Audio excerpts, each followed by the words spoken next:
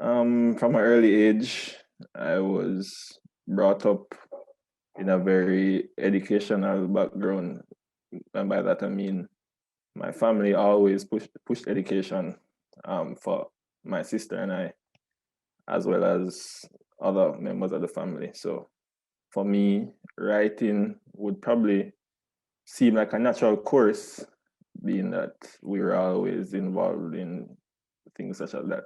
Especially,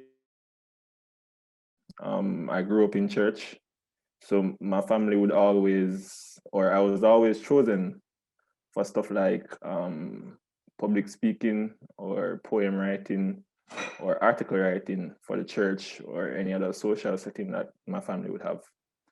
And so I guess you could say that has shaped me and that has come forth in this inaugural book, The Thoughts of an Unchained Mind. And I want to thank them especially for providing me with the opportunity and opportunities to gain education in order to publish and write this book. From early age, I always wondered why are there so many poor people? Why there's so much abundance of everything yet there's not much of anything for anybody else? And that kind of tickled my brain when I was younger. And I would always try to seek out answer that as to why. And I just couldn't wrap my head around it. In my later years, I would luckily I would come upon the works of like Malcolm X, Marcus Garvey, Kwame Ture, and many others that would begin to answer the questions that I would have. And in my later years, I'd also find the works of people like V.I. Lenin and Karl Marx and others that would actually get to the root of the problem that I've always had with the Jamaican side, with the Jamaican society, as well as the majority of the third world and I don't even like to call them the third world, but the majority of the impoverished and underdeveloped world. So growing up in Jamaica, you would see the instability literally right in front of you. And you'd also see people seeking answers. And from I've been growing up, I have never experienced a government that could say, all right, we're going to answer those questions or fix those problems. So that is where my social and philosophical and political ideals began to take root, because I was like, these guys aren't really doing much, or if anything at all.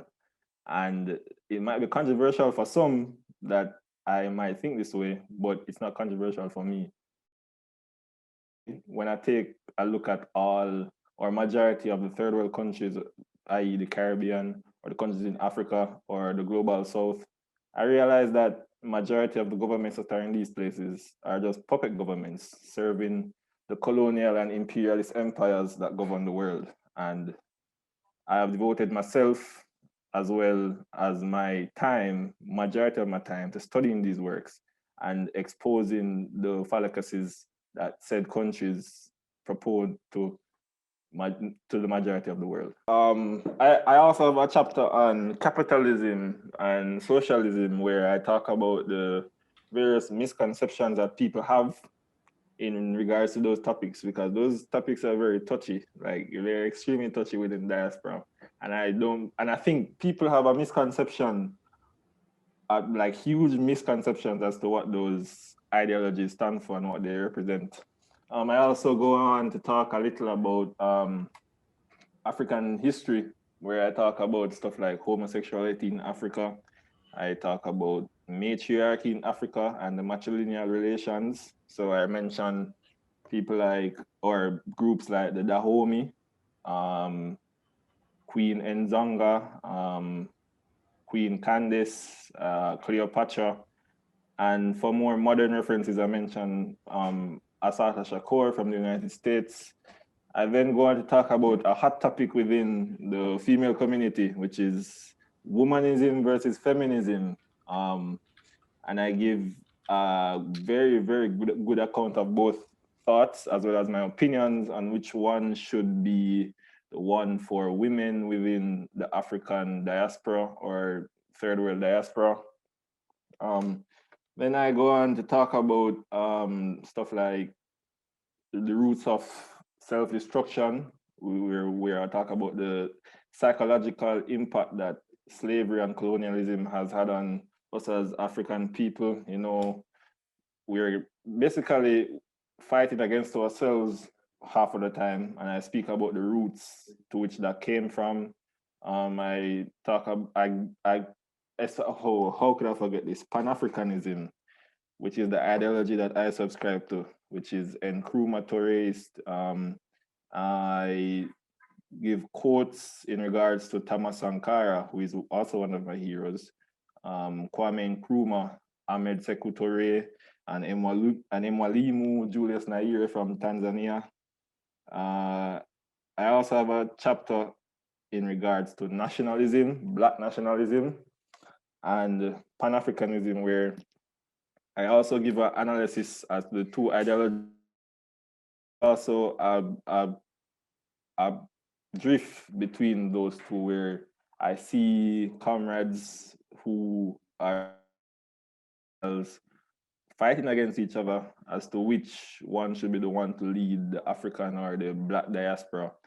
And I give an analysis of that as well, because many people don't apply the Marxist approach or kind of a Marxist approach to the analysis of the material conditions, which is fine. There's no problem in that. But for me, I think it's crucial that we apply stuff like that to it because it is a universal concept. But I don't denote Black nationalism in any regard because it is the first thing that gave Black people a sense of pride within the diaspora, coming from people like Edward Wilmot Blyden, Malcolm X, Marcus Garvey, and others.